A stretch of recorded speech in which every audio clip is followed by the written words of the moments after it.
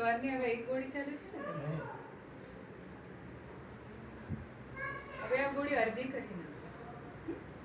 અડધી લેવાનો રોજ બસ.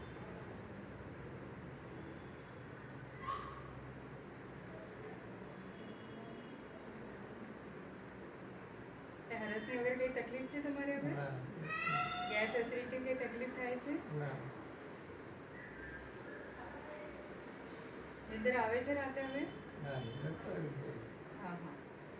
કઈ ઘબરાહટ વગેરે છાતીમાં દુખે છે? મૂકી દો બાંધા. બીજી કઈ તકલીફ છે હવે? હા હા પકડી રાખજો. પાકું પકડજો.